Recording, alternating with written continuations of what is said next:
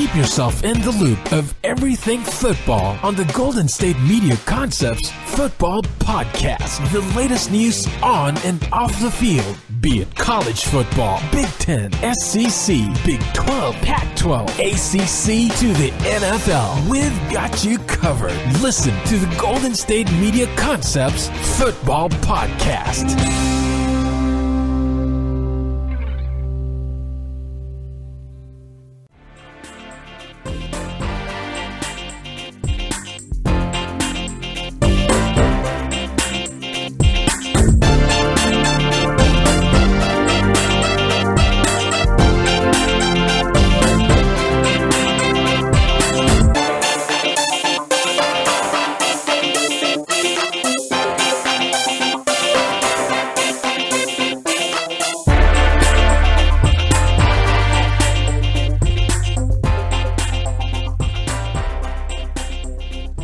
And welcome everybody to the GSMC Football Podcast. I'm your host, Mark Souza, and with me, of course, as always, is Jeff Malinoff.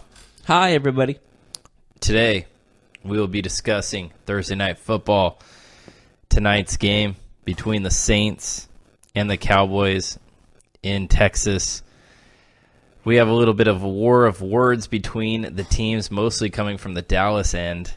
We will also be previewing Week 13 across the NFL in the next couple of segments. We will not be having a Friday show like we usually do because we are moving locations. We will not have the studio available to us. So what we will be doing is previewing all the action across the NFL, what you can expect on Sunday, our thoughts, our opinions on what the outcomes of those games will be, what to look for, and whatnot. And of course, at the end of the show, we'll talk about some news and notes around the NFL that we have not covered. So, Jeff, let's jump into it. Thursday Night Football. The Dallas Cowboys are coming in on a 3-game winning streak. We know they won last Thursday on Thanksgiving against the Washington Redskins. The Saints are on a 10-game winning streak. Again, they won on Thursday, this time against the Atlanta Falcons. Both teams are playing good football. The Saints are arguably the best team in the NFL right now. It's hard to deny that they are. I don't know who argues against them, to be honest with you. The Cowboys have looked like a much better team since the acquisition of Amari Cooper. So, we need to talk about this game. I think it's going to be the most watched game, a Thursday Night Football game of the year, that's for sure, as we have the Saints, who are, must-see TV nowadays, the Cowboys, who are been America's team since the 70s or so. So I expect a lot of eyeballs to be on this game. What are you looking for in this game? Are there some interesting news, maybe stats that you'd like to talk about? Well, the Saints are the number one rushing defense in the league, allowing less than 70 or 73 yards rushing. Again. And that's pretty darn impressive for me. And Ezekiel Elliott, how's he been doing? All-time. He's the leading rusher right now in the NFL. So something's got to give here. So he's the season leader so far in the NFL to date, and then the Saints have the best run defense to date in the NFL. Is that right? Yes. So something's got to give. But what I think is going to give is Ezekiel Elliott. Okay. Yeah. Tyron Smith might not be playing for the Cowboys. He didn't play last week. He's suited, but he didn't play. He's questionable today. I wonder if he'll play. That would be a big boost if he can go. I thought that was weird last week, by the way. Not to kind of go back to last week, but you hardly ever see players be active and then not play nowadays, right? Usually, if you're good to go, you're starting, right? If you can play, you're in. If you can't play, we're not going to keep you on the bench. Maybe a quarterback in some weird situations, but not usually with a position player. Maybe they were hesitant. I'm not entirely sure, but yeah, they had him for quote unquote emergency reasons. If he's good enough to play, he should play. But regardless, he may play tonight. The Saints defense has been playing a lot better since that Week 1 debacle against the Bucs. They had a couple other games where they were a little bit lackluster, but man, that defense has really turned it around lately, wouldn't you say? Oh yeah, 100%. Like you said, the first week of the season against the Buccaneers, they looked like they were going to fall on their face this season. Yeah, I mean, they get crushed. I mean, not crushed. It was a close game, but defense got crushed. The defense definitely did get crushed. But we look at the points allowed, and the Saints are at 23 points allowed per game, which is about average in the NFL. So they're decent in that regard. The Cowboys have given up 19 points per game. Their defense has been very solid. Now, where the difference is the points per game between these two teams. Dallas is at 21 points a game. You know, we've seen that number climb a little bit recently with some of their recent games. Amari Cooper had a huge game last week. Again, I talked about him being an addition to their team. Well, he's definitely opened up that offense. Well, the Saints, on the other hand, Jeff, their offense has been open since day one. Their offense has been open since week one. They have been dominating on the run, in the air. It doesn't matter. They get it done. They have a good cast of characters with Drew Brees, Michael Thomas, Alvin Kamara, Mark Ingram. Other impressive younger wide receivers have stepped up. Talk to me why you like their offense. What do you see from their offense that makes them so special? Well, the thing is with this offense is everything works. From running game, passing game, like the trick plays they sometimes pull off. Just everything works. There's nothing, I don't see any negatives about them. They're averaging the same amount of rushing yards as the Cowboys. Now, they do it with more than one running back, where the Cowboys are really reliant on one, but that's something to be said there about their running game, right? Yeah, but again, you got to look over the fact that this team on offense seems to have no flaws. I agree. And that's unbelievable to me. Like, usually you think, oh, maybe the offensive line is better, maybe their running game's not so good, or maybe they don't have some elite receivers. Mm-hmm. They have all of that, and then some. They can beat you in a variety of ways, is basically your point, right? They can beat you any way they want. They can run the ball, pass the ball. Look, some of those games, they just have their way with the opponent. It's like they're not even trying. 37 points a game would suggest that they have their way a lot, for sure. Especially in their last 5 games, Jeff, they have scored at least 30 points. Is there a chance that the Cowboys defense can stop this offense from rolling? I mean, when I say stop too, I mean within reason. I think like if you give up less than 27 points to the Saints, you've stopped them. Do you think the Cowboys can keep this score in the 20s where it might give them a chance to win? Mm-hmm. Yeah, giving them a chance to win. Like, do you think that the Cowboys defense can at least keep the Saints in the 20s in points? Or do you think that the Saints are going to be right at their average, about 38 points? About 38 points. Mm-hmm. All right, so, I mean, you talked about being unstoppable on offense. A few stats here that really need to be said. Drew Brees, I think we both can agree right now, he's probably the league MVP. He's coming off another huge game. He continues to just put up massive numbers every week, multiple touchdowns. He protects the football, lots of passing yards. But, man, 3 numbers stick out to me. 29 touchdown passes, 2 interceptions, 76.4 completion percentage.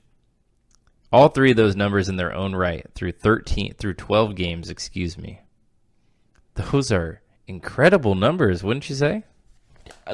Unspeakable numbers. Like, I can't even speak them. Those feel like college quarterback numbers. Like it's like a college team playing Texas Tech or something like that. It's like, but the thing is, it's like a high-powered offense. Like, it's like Alabama playing Citadel. I know I'm just throwing out there, but it's a number one offensive team versus a team that's not even ranked. You know, right? Yeah, and we talked about the Saints, and we can sit here and talk about their offense forever. I mean, Michael Thomas and ever. Michael Thomas is great. He continues to put up big numbers. Alvin Kamara, Mark Ingram, I mean, you might be talking about the best 1-2 punch in the NFL. It would be very hard to prove that wrong. Let's put it that way. But, we talked about it, Jeff. The Saints defense, in their last 5 games, do you know they've given up over 20 points one time? And that was against the Rams. They gave up 17 points to the Falcons, 7 points to the Eagles, 14 points to the Bengals, 35 to the Rams, and 20 to the Vikings. Mm-hmm. We got to give that defense some props. I know I know that a lot of times we can get hung up on stats, but look, when teams play the Saints, they know they're in a track meet, which puts a lot of pressure on that defense because they know that teams are going to come at them. They're going to throw the ball down the field. They're going to try and do some things. And that defense, ball down the field, boys. That defense has really held their own. I mean, I know they're 30th in pass defense, but we have to think about it in perspective. Teams are trying to pass on them because they can't run on them. So they're going to give up some yards, but they're not giving up points. Yeah, how can you not say they're the best team in football? It would be very hard to. The other teams that could be argued as the best teams in football, I don't think defensively are playing as good as the Saints are right now. And this team, like we said at the beginning of the season, was not that defensive team. It was just, this is all offense. Now they're both. They're all, and their special teams is playing great also. So there's not a weakness that really affects this team. And I say with absolute confidence that this is the best team in football. It would be hard to argue against that. I mean, there are other teams that are really good, but with the Saints beating the Rams like they did and them carrying this win streak and having one loss, I mean, the evidence is there. You could really, really argue that the Saints are the best team in football. But with that said, it is the NFL. Teams can lose games. Teams can win games that they don't have any business winning. What will the Cowboys need to do tonight to get the win at home? They need to do voodoo magic. I mean, I honestly don't know what they can do. I think they just have to ride. They might have to ride either Dak Prescott or Ezekiel Elliott. It really depends on the situation. Well, what do you think will happen, though? I don't see them making a dent in the Saints. I just see this all the way Saints. I think that the Saints will take away Elliott. I truly think that they will stack the line of scrimmage. I agree also. I think they will dare Dak Prescott, Amari Cooper, Michael Gallup, Allen Hurns, and the rest of that wide receiver core. They will dare them to throw the football downfield. They will dare Dak Prescott to throw the ball over the top because I don't see them letting Ezekiel Elliott win this game. I don't see them letting Ezekiel Elliott have a huge game. Do I think Ezekiel Elliott can get 100 yards tonight? I do. I don't know if he will. I could see it happening, but I think it would be 20 attempts. Like, Elliott is not going to have 17 carries for 130 yards and 2 touchdowns, in my opinion. I think he could have 100 yards, but it's going to become because of volume, right? Like 20 to 25 carries, like 4 or 5 yards a carry, tough yards. The Saints will make them earn everything, and I really think they're going to make Dak Prescott beat them over the top. Do you think that Dak Prescott, excuse me, and this wide receiver core can take advantage of the Saints secondary at all? Do you see Dak Prescott having a good game tonight? No. I hate to say it, but I just see this. The Saints are too good. The Cowboys are coming off a win, true, but the fact of the matter is I see... They're not playing the Redskins. Exactly my point. Total different beast. That's exactly what I was going to say. They're complete opposite of the Redskins when you think about it. You got Adrian Peterson, who's the opposite of Alvin Kamara, right? Like an older running back who's a tough inside runner. I would say he's still pretty good, but he's the opposite in terms of how you game plan against them. Yes, Adrian Peterson provides nothing in the pass game, where Kamara is a weapon. And Colt McCoy, you cannot compare to Drew Brees. Exactly. Brees is a pass-first, accurate quarterback. McCoy is more of a runner, more of an athlete, more of a throw the ball to my tight ends. Drew Brees and Colt McCoy couldn't be further apart. So, is there any way that this Cowboy defense, led by Leighton Vander Esch and that defensive line, DeMarcus Lawrence, we know DeMarcus Lawrence had some words to say. He had some strong words to say about the Saints. Do you think that this Cowboys team will step up tonight and really, really, I wouldn't say stop the Saints, but just limit the Saints? Do you think they can do that? Limit how? Like limit points, limit yards, limit possessions? Give me limit to them. How many yards you think they would limit them to? Well, that's a question I'm asking you. Well, no, I'm asking you to see what you think. I'm asking you. Brees is getting more than 300 yards. Okay. All right. Well, so the war of words, we talked about it. We know that DeMarcus Lawrence and the Cowboys, they're not going to back down. Dak Prescott had words to say, too, that they're looking forward to this challenge, that they're going to give the Saints a fight, that the Saints should be ready. Will the Cowboys make some noise tonight? Yes or no? Will they back up these words? No. All right. So what do you think the score will be?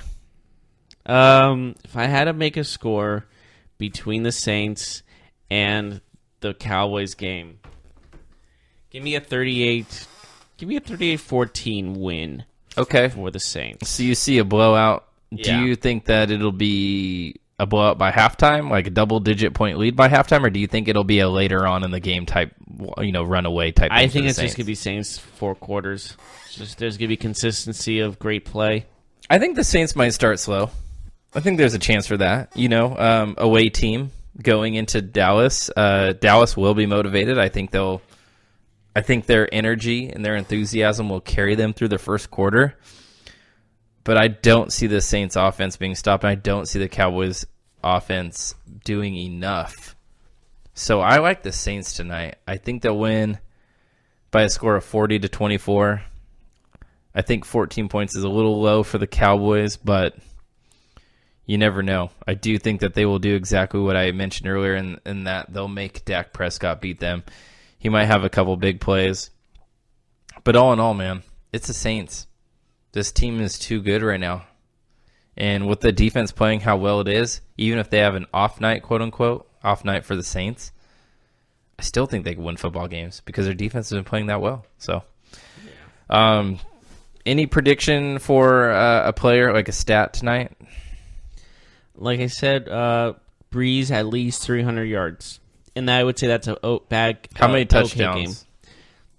Give me 4. All right. I like Michael Thomas tonight to have a big game for the Saints. And he was very vocal in his response about the Cowboys' comments. So I like Michael Thomas to show up big. I think he gets 100 yards and at least 1 touchdown tonight. Saints win, of course. All right, so let's go to break, Jeff. When we come back, we got to talk about Week 13. We have a lot of games to get through. It's a full slate of action. No team is on a bye any longer for this season. All teams have played their bye week. So we had our bye. Yes. Bye. Thank you, JT. So why don't we go to a break and we'll come right back after this. But it ain't no lie, baby. Bye.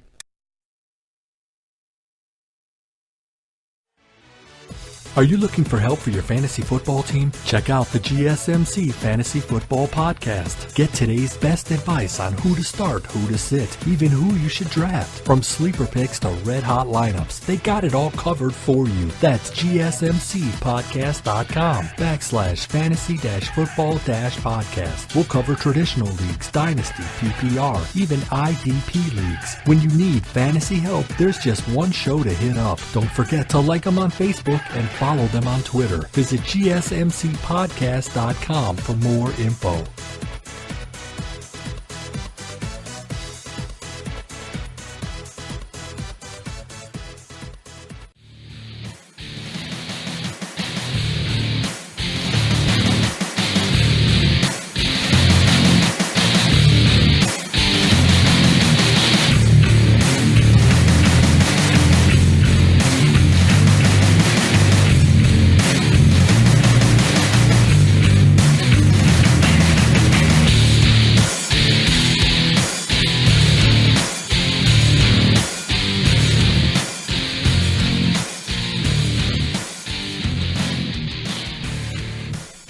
And welcome back to the GSMC Football Podcast. We just went over Thursday Night Football. Now we transition to the rest of Week 13. We have a lot of games on the slate, a lot of interesting matchups, a couple big point spreads, but we'll get into it. We'll give our thoughts, our opinions, and our predictions on this Sunday's action. So, Jeff, we got to start off with the Ravens and the Atlanta Falcons.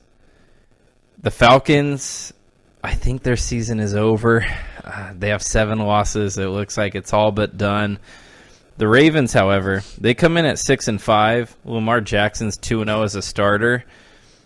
They will go on the road, though. So the Lamar Jackson show will go on the road and face Matt Ryan, Julio Jones, and the Atlanta Falcons. What do you kind of see happening in this game? Honestly, like both these one team is fighting for a playoff spot, the other one's not. That's how I just think of it. But I still think the Falcons are going to win this game against the Ravens because just like, I don't know, I just have a gut feeling that this is going to be an upset. Well, the Falcons are favored, so I guess technically it wouldn't be an upset. But, yeah, actually, it went up. It was 1 point, now it's 1.5. So the bettors seem to be liking the Falcons at this point. But you like the Falcons to win this game? You just think, how do you see them winning? It's just, they have these games very inconsistently where they have these games where it's like, oh, this team went to the Super Bowl for a reason type of feel. And Matt Ryan just shows some brilliance every now and again, and I think it's going to happen again against the Ravens, and it's going to kind of hurt the playoff chances for them, sure, but that's what's going to happen. Okay. I think we'll see an ugly game. You have Atlanta, but I'm taking the Ravens here. I think the Ravens will win. Again, I don't think it'll be pretty. The Falcons games have been a little bit ugly as of late. I kind of see that same trend continuing on Sunday. Lamar Jackson, I don't know if he'll be as effective this week as he has been, but he does face a pretty soft defense, if we're being honest. But I do like the Ravens win 23-20. In a low-scoring affair in Atlanta. So let's move on to a game between two AFC teams fighting for a playoff spot, two 5-6 teams, I think both going in opposite directions as the Broncos, coming off that big win against Pittsburgh, they will go down, or up, I guess you should say, or east, you could say, to Cincinnati. They'll face the Bengals, not the Andy Dalton Bengals, the Jeff Driscoll Bengals, because Dalton has been placed on IR. He will be out for the remainder of the season. Driscoll will get his chance to start for the Cincinnati Bengals.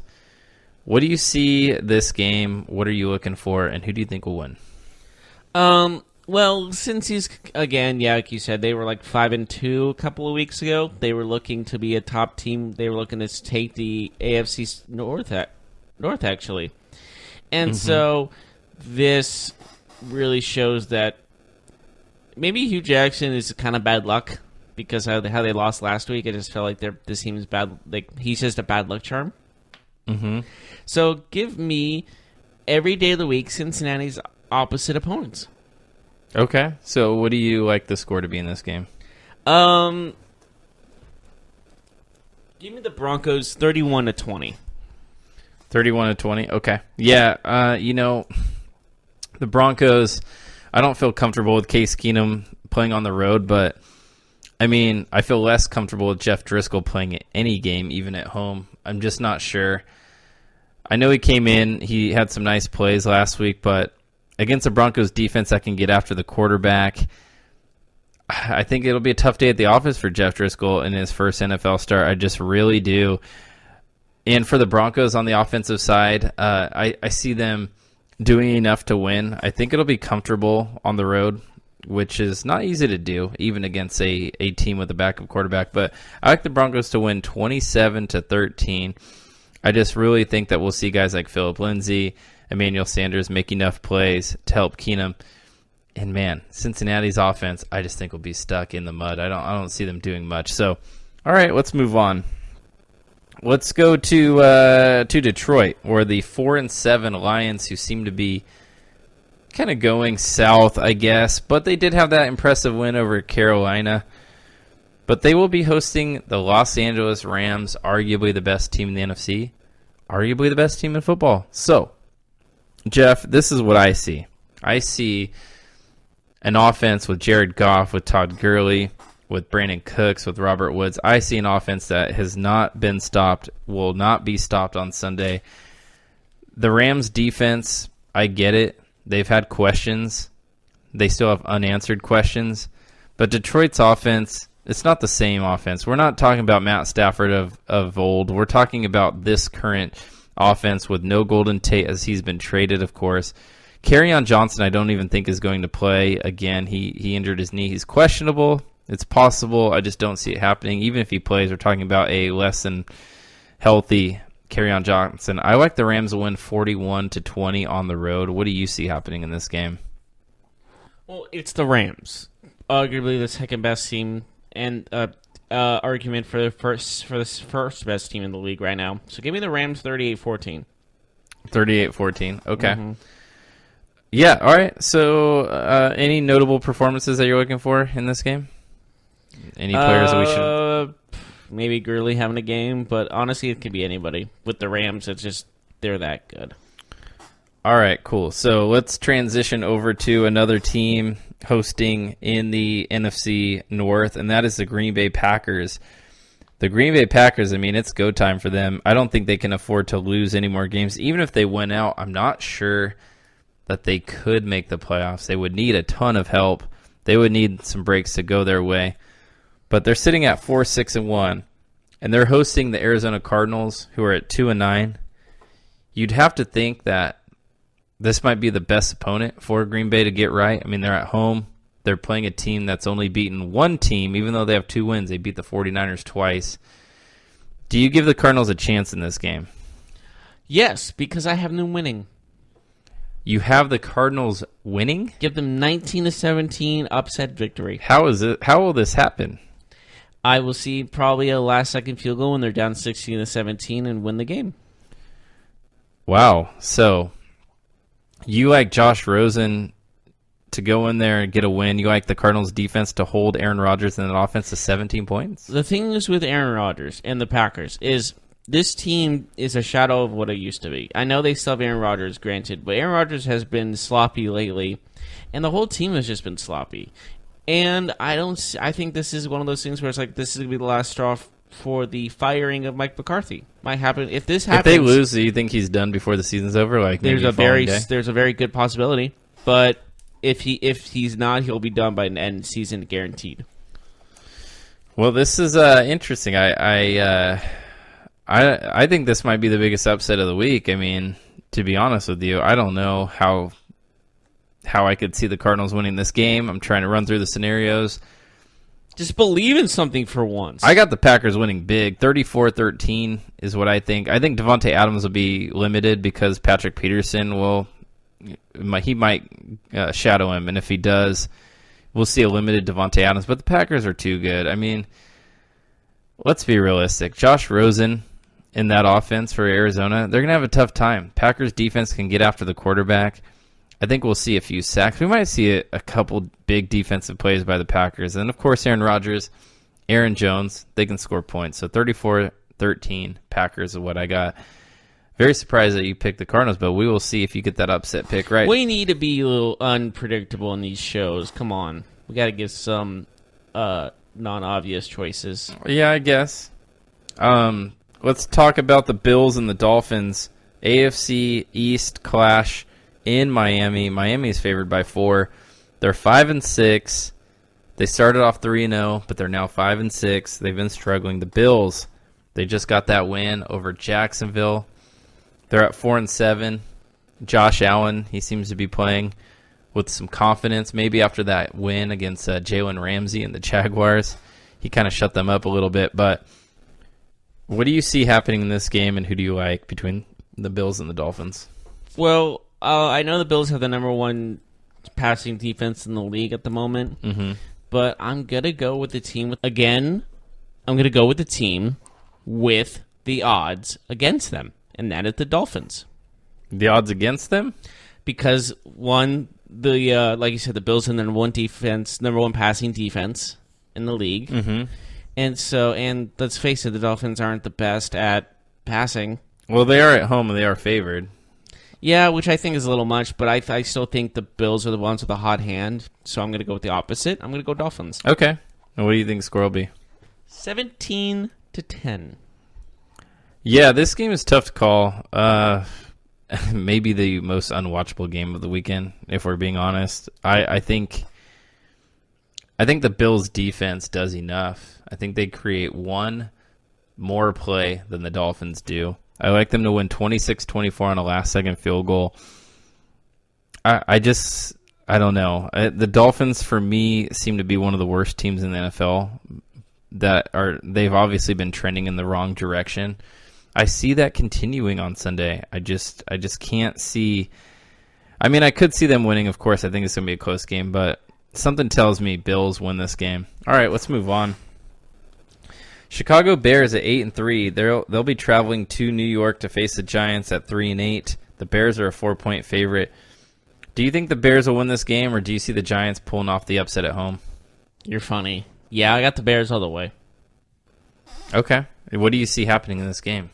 I just see the defense dominating and overpowering the Giants, and I don't see Barkley having a good game against this Khalil Mack run defense.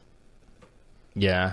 We'll see what happens, but it will be difficult for the Giants to move the ball consistently on this Bears defense. I mean, we know the Giants, they've been better at protecting Eli lately, but the offensive line still isn't good. Khalil Mack is still very good.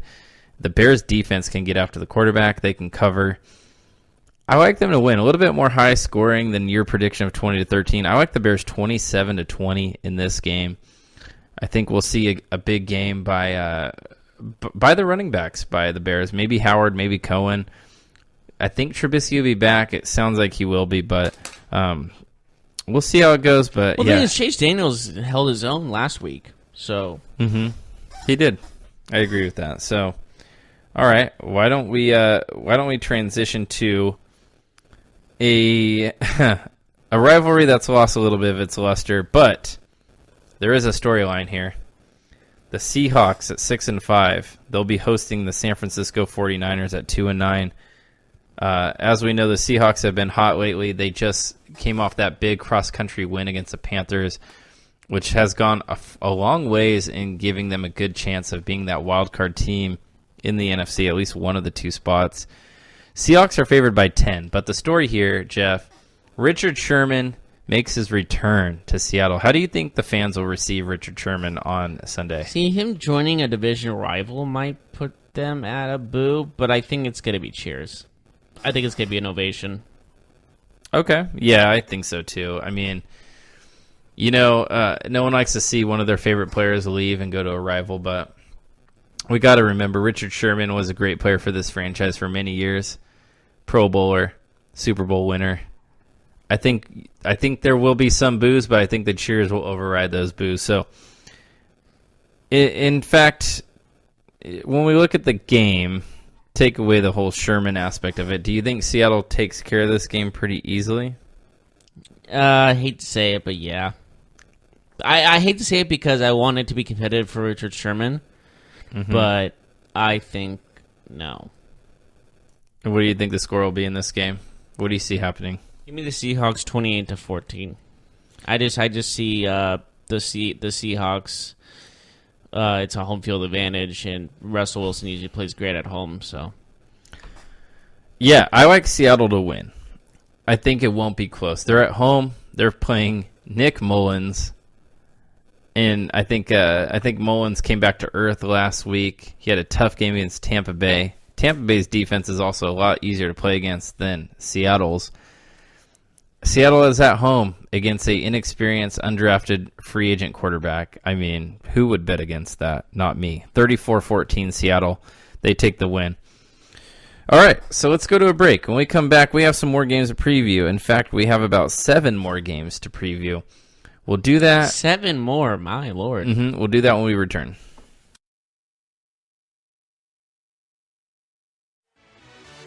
Check out the show that's built on the MMA. From the UFC to extreme cage fighting, they got the fights covered. Check out the GSMC MMA podcast. Get the latest news on past or upcoming fights. Join us as we talk to and about some of the biggest names in the MMA, past, present, and future. When it's the fight game, there's just one show to check out. GSMCpodcast.com/MMA-podcast. Don't forget to like them on Facebook and follow them on Twitter. Visit GSMCpodcast.com for more info.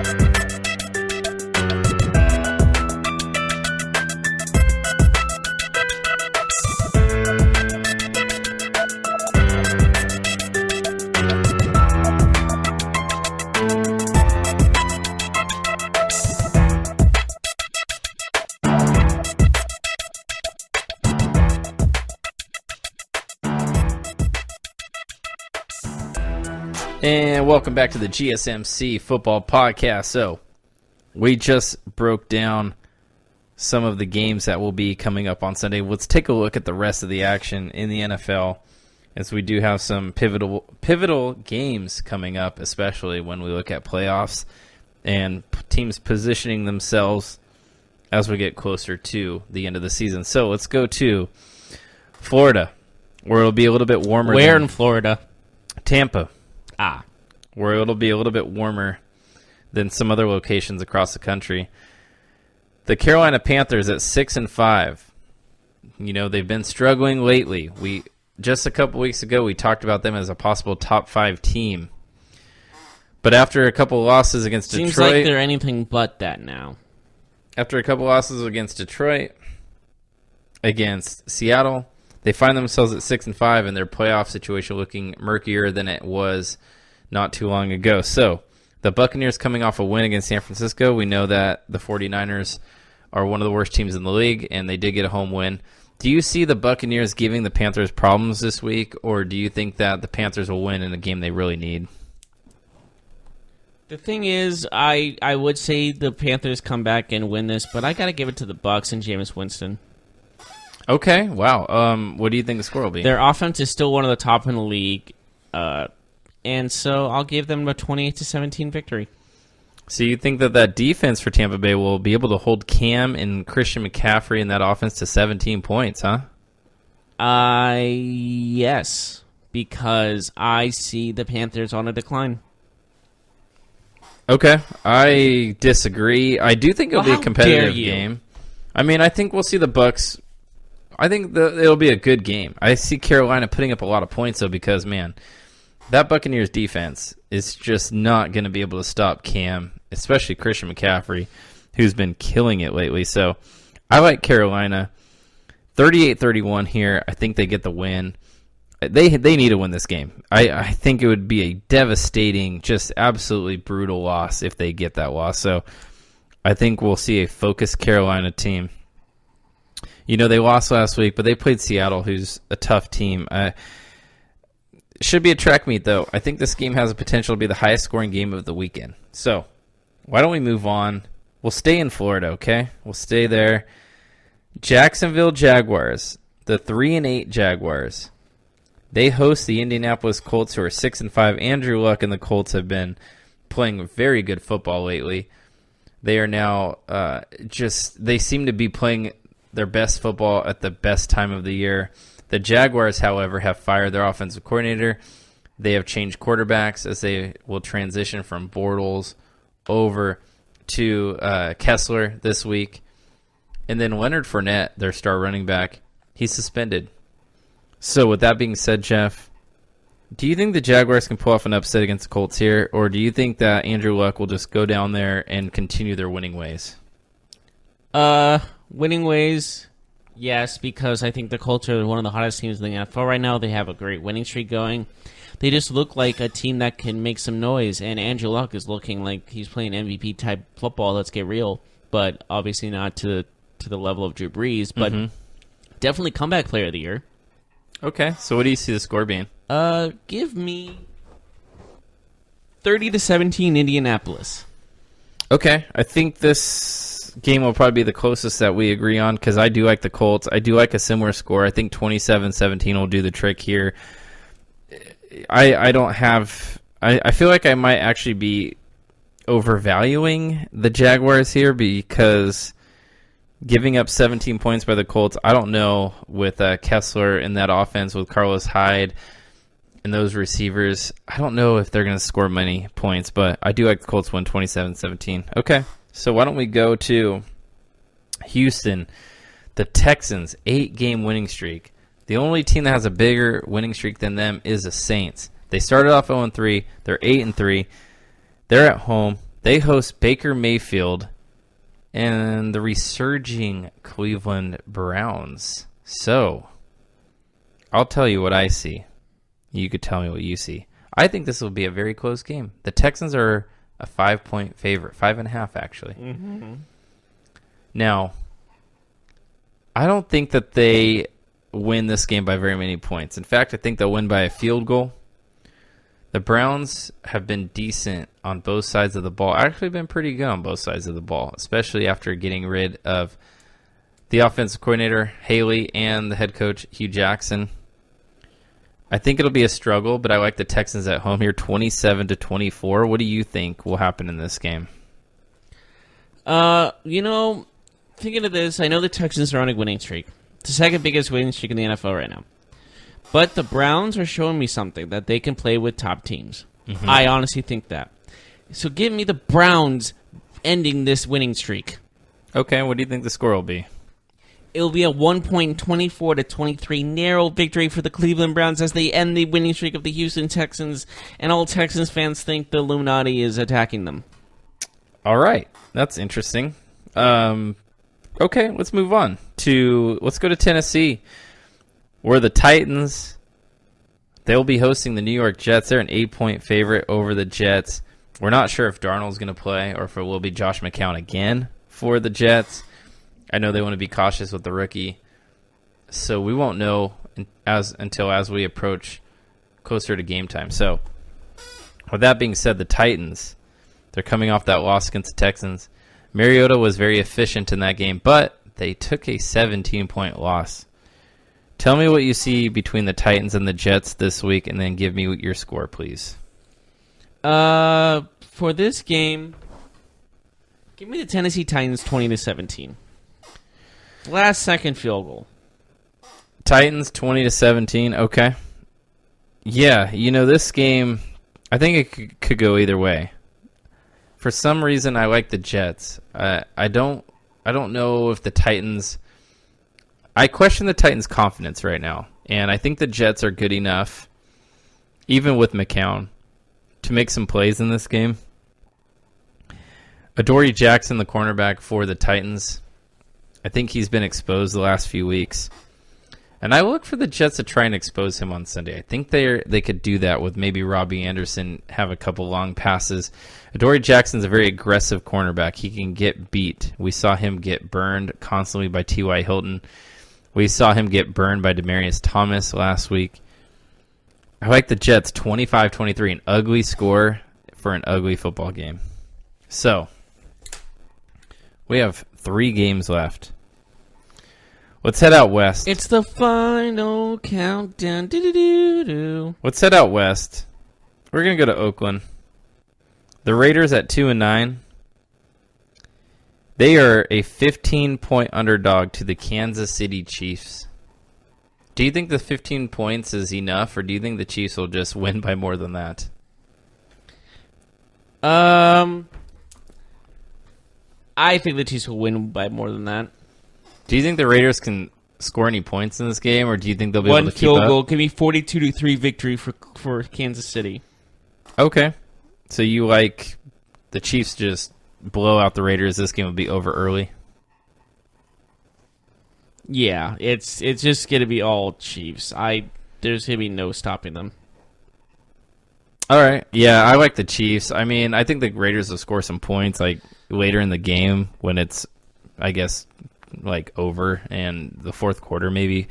I like 45-17 Chiefs. I just don't know how this team gets stopped at all in this game. I mean, Kelsey, Kareem Hunt, Tyreek Hill, Patrick Mahomes. I think the Raiders are in for a long, long day, and I think those fans in Oakland are in for a long, long day as well. So, all right, we got 2 games left, Jeff. Let's go to the Fox Game of the Week. Fox Game of the Week. What is Fox Games of the Week? The New England Patriots are 8-3. They host the Vikings, who are 6-4-1. Both teams are looking to solidify their playoff positions. I know the Vikings are looking more at a wild card right now, but they still have a chance to win the division. The Patriots are obviously running away from the AFC East. Of course they are, because they're the Patriots, and they still play in the AFC East. The AFC East teams can't get out of their own way for another year. So, with that being said, what do you like? Who do you like in this game? Tell me how you see the game going. I see this a back and forth matchup, and I see the Patriots taking hold of this one, 24-21, and I think a classic last drive by Tom Brady seals it. Bill Belichick was very complimentary of Mike Zimmer. in the last couple days. How And so? just crediting him with coaching a good football team, just being a good coach. Was he talking like this? Not very interested. Yeah, Just kind of. Next question. Mm-hmm. But he was complimentary in his words. So this is an How do interesting you know game. if he's complimentary? He's like, what a great guy. He sounds like he's being sarcastic, doesn't he? Sometimes when he's like complimentary, because he talks like this. I don't know. He was complimentary though. But Like, what if his son got married or something? He'd be like, proudest day of my life. Just happy for my son. What a beautiful woman he's married. I'm a grandfather. What a life I have given. Oh, look, I won another Super Bowl. all right. So, anyways, the Vikings. You don't think that's how he talks in life? Yeah, he does. He made No, your no, point. no, in personal life. In his personal life. No, I bet you he's way more personable in real life. Personable? Yeah, You mean like talkative? like not robotic. Not. Do you think he just hates the media? Yes. He wishes death upon the media? No, but he doesn't enjoy his time he has to spend with the media. I would say. I like the Vikings to win this game, though. I just don't see the Patriots winning this game just because Rob Gronkowski, I think, will be neutralized in this game. I think the Vikings will take away him and make some other players beat them. I just like Kirk Cousins to have a statement game. I think Stephon Diggs and Adam Thielen can really have solid games. Dalvin Cook, big play waiting to happen. I like it 30-27. Vikings win on the road in New England on Fox on their game of the week. So, And this is Bill Belichick's reaction. he'll say, we're on to week 14. I'm only going to talk about the game. So let's go to Sunday Night Football. The last game on the slate for Sunday. Let's do it.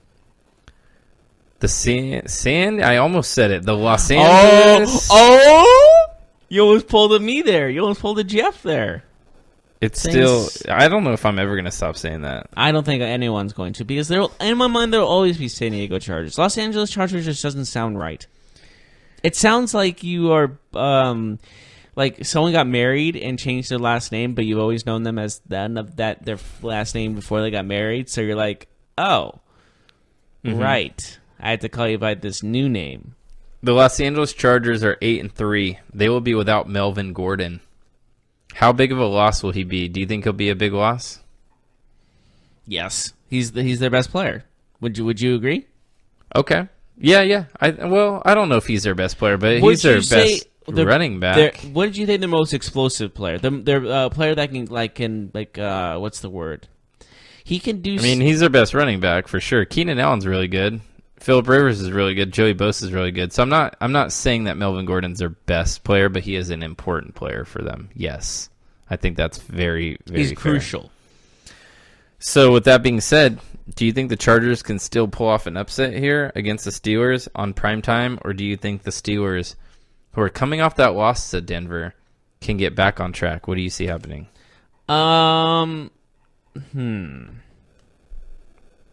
Yeah, I could see him getting back on track, but I also see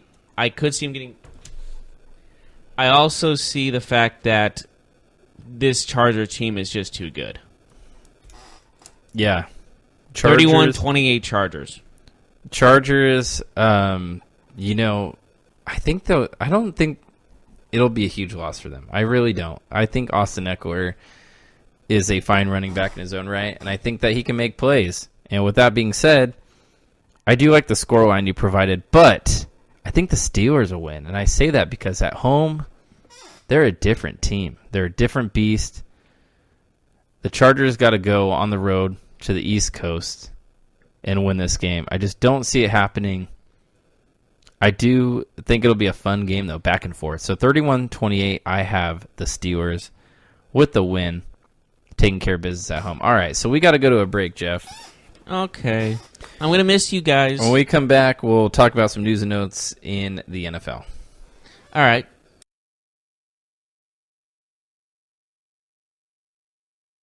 Check out the show built around the women of MMA. From the UFC to the extreme cage fighting, we got the fights covered. Listen. It's the Golden State Media Concepts Women's MMA Podcast. The latest news of upcoming fights, discussions of previous matches. Join us as we talk to and about the biggest names in women's mixed martial arts, past, present, and future. When it's the women's fight game, you know where to listen to. The Golden State Media Concepts Women's MMA Podcast.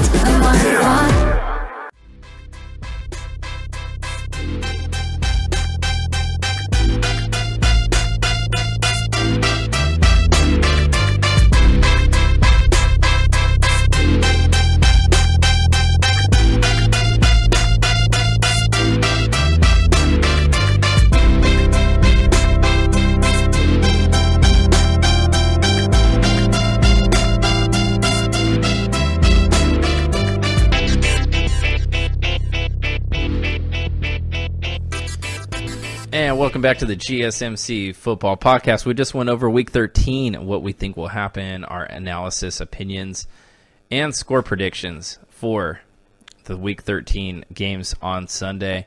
Of course, we'll do the preview for Monday Night Football on our Monday podcast. Again, to reiterate, we will not be here for our Friday podcast as we are moving locations, so we will not have a show tomorrow, hence why we're doing all the matchups today for Sunday's NFL action. So, I got to talk about the drama in Cleveland, Jeff. And Baker Mayfield said Wednesday that he has no regrets about calling former coach Hugh Jackson fake, and he snapped at people who have questioned his immaturity. What do you think about Baker's comments, and do you think he's being immature? I understand where he's coming from, but I will not get into the. We will not go Stephen A. Smith and Will Kane on each other on this one. Hopefully, But I understand he's got a lot. He's got a competitive fire in him. If your coach went to your rival team after he was gone, I would be like, really, you're going to just go to the enemy type feel. But again, it's more of the lines of he has a relationship in Cincinnati, so I understand it. I think Baker's just saying how he felt when he first heard about it, and he's just keeping that feeling. I definitely think he's saying what he feels, but I do think he's being a little bit immature. And I say that because with maturity, you realize that you may be right, but it's about how you say something or when you say something. And I think that his comments, the timing of his comments, his actions show, I get it. He's competitive. We're all competitive. He's ultra competitive like a lot of people. But, he could have taken the high road. And I think that with maturity comes that. When you are mature, you take the high road. We're talking about somebody in Baker Mayfield who, he got in trouble last year in college. Remember what he did on the sideline? You mean grabbed his genital area? Mm-hmm. That was immature, wouldn't you say? Yes, it was immature. So I understand where the immaturity comes from. Do not get me wrong on that. Mm-hmm. So, but the bottom line is, yes, he is acting a little immature. I'll give you that. But I can understand it where he's coming from. Like, if you're a fan of the Browns and your coach went to the rival Bengals, wouldn't you be a little upset also? That's what I'm trying to think. I think he's trying to be on the side of the Browns fans. You see what I'm getting at? I mean, I guess. And he can feel how he wants, but being the quarterback, being the franchise quarterback of a team, you have to take a more business-like approach, in my opinion, because I think letting your emotions get the best of you is not what you want from the leader of your team. So I think he needs to be careful, maybe not just now, but with the rest of his career, because he's still very young, and I understand why he's a little bit immature. I definitely understand it. I mean, he's still a rookie.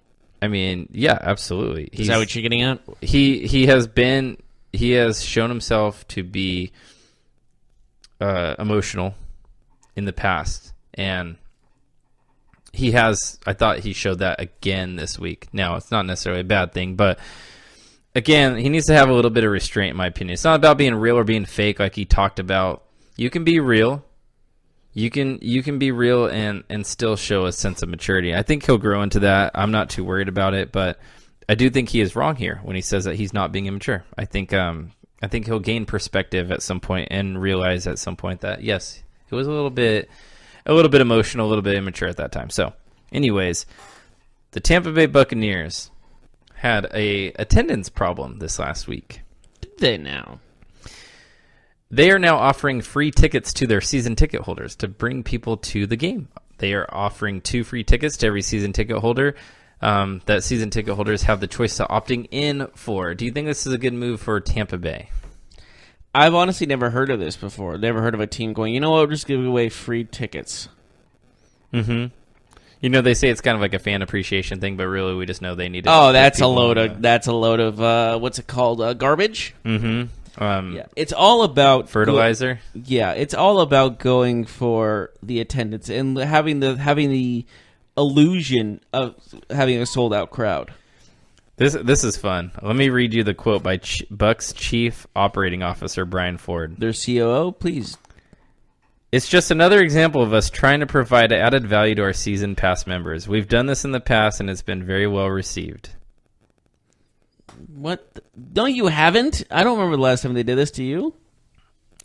No, I don't. They're 30th in the league in attendance so far. Their attendance is down from the last 2 years. But they were also better in those years. So it's understandable why attendance is down a little bit. But yeah, I like how they're trying to flip this into a positive. Like they're giving the we love our fan base and we're doing so well in the season, and I have to say that our fan base is the best in the world. Tampa Bay is a great place to have a franchise. I mean, look at the Rays, look at the Maple Leafs, the Lightning. Everyone's doing amazing on attendance. In reality, they're all really not. Maybe the Lightning are better, but everyone else not. Yeah. All right. So I think that's it for today's show. Check us out Monday as we'll be back in action. Again, we won't be here tomorrow, but have a good weekend. Enjoy the football that's going on. Also, please check out our other podcasts if you haven't already. We do a fantasy football show. We do a soccer, baseball. Of course, our normal everyday sports show that we do. Basketball, of course, as well. So please join us. We will see you later. You've been listening to the Golden State Media Concepts Football Podcast, part of the Golden State Media Concepts Podcast Network. You can find this show and others like it at www.gsmcpodcast.com. Download our podcast on iTunes, Stitcher, SoundCloud, and Google Play. Just type in GSMC to find all the shows from the Golden State Media Concepts Podcast Network, from movies to music, from sports to entertainment, and even weird news. You can also follow us on Twitter and on Facebook. Thank you, and we hope you have enjoyed today's program.